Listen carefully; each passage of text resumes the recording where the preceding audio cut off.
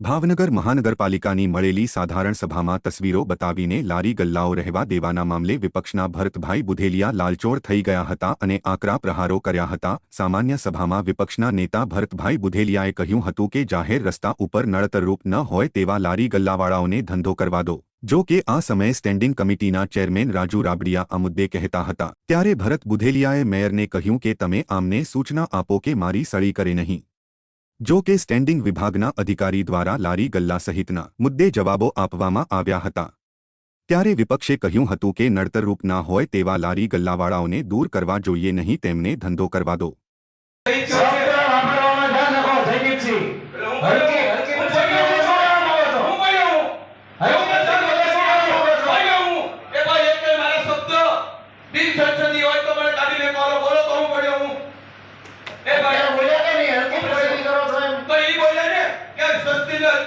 લોકપ્રિયતા માટે જયદીપજી બોલે છે એને કેમ નથી કહેતા કાઈ મને અવકાશ દો ઈ બોલ્યા જ ને સાહેબ અમે અભ્યાસ કર્યો છે અમે જોયાવેલા છે 6 મુદ્દા છે ભાઈ તમે કેટલા છે કેટલા યુનિટ તમે ફાળવ્યા 340 ભાગમાં 340 પૂરું થઈ જાય 340 પૂરા થાય એના પહેલા અમે બીજી 7 વેન્ડર ઝોન લિસ્ટેડ કરી નાખ્યા છે। 7 માં કેટલા યુનિટ છે નવા 7 માં સામા સ્વાભિમાન દરેક મોગે છે બંને એનો સર યોગ્ય જવાબ આપવો પડે છે। ઉદાહરણ તરીકે કહેવા માંગીશ જી એફઆઈઆર કરી કોઈ ઉપર આપણે આપણા અધિકારીને આપતા હોય જી આપણે એફઆઈઆર કેટલી કરી એમાં હા એફઆઈઆર બાબતે આપને કહું કે જ્યારે આપણે અધિકાર આપ્યો ને હા અને સજાની જોગવાઈ છે તમને ખબર છે હા એફઆઈઆર કેટલી કરી આપણે એફઆઈઆર નથી કરેલી અમે અમારે નથી કરતા તમે કેમ નથી અમારે કાર્યક્ષેત્રમાં અમારે જોવાનું છે અમારે કયા લેવલે જઈને કરવી આપની નબળાઈને હું એફઆઈઆર નથી કરતા અમારે એફઆઈઆર નથી કરતા એટલે તો વધારે તકલીફ ઊભી થાય છે નહીં અમારી દ્રષ્ટિએ અત્યારે અમારી કક્ષાએથી યોગ્ય રીતે પૂર્ણ થઈ જાય છે। અન્ય કચેરીની જરૂરિયાત નથી। જ્યારે જરૂરિયાત લાગે નહીં એક પણ લોકો નથી મારે એક પણ લોકો નથી મારે એક પણ ગાળી નથી મારે ગમે બોલી લેવાનું માન્ય એક પણ કચેરી દ્વારા જો ગાળો દેવામાં આવેલ હશે એનો અમને પુરાવો આપશે તો એના ઉપર ચોક્કસ કાર્યવાહી કરશું। ઘર્ષણ 5 જગ્યા ખરાબમાં થાય છે। ઘર્ષણ 5 ફિલ્ડમાં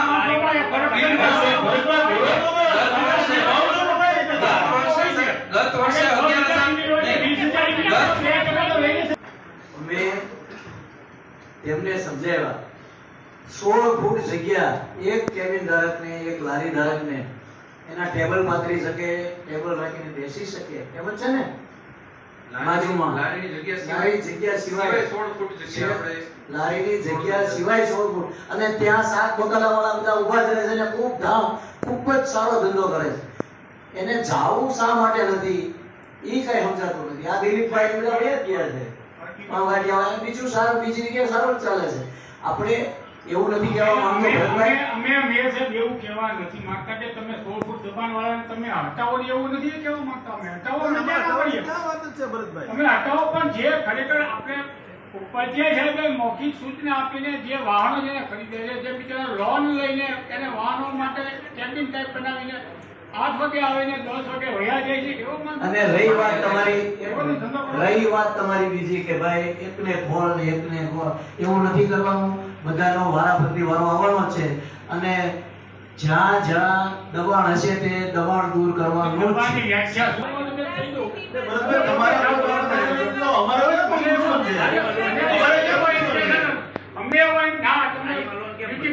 વાત કરો પણ એવું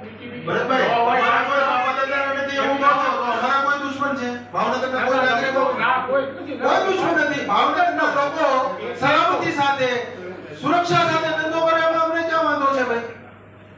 આવું એક સાહેબના કહેવું પતિયા સાહેબના કહેવાથી આવી રીતે એક નાની એવો સ્ટોલ ઉભો કરીને રોજ 2 કલાક આવીને ધંધો કરીને માણસ એટલે આવી જાય એને પણ ત્યાં રોજથી ધમકાઈ આવે છે આતંકવાદી હોય એમ અરે રીત હોય કે નહીં શરમ આવી જોઈએ શરમ। આ તમે જોયું ના તમે ખ્યાલ છે સ્થળ કયું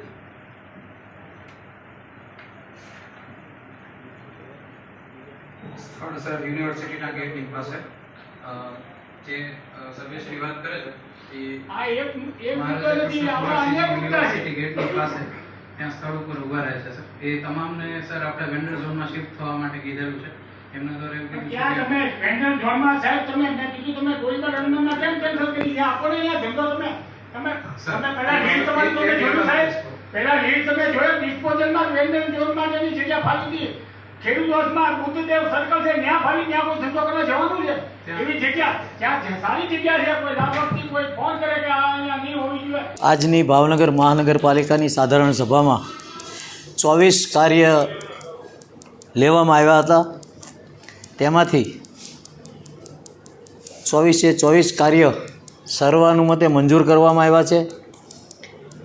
એક કાર્યમાં ચર્ચા થઈ હતી વ્યવસાય વેરામાં વ્યાજ માટેની.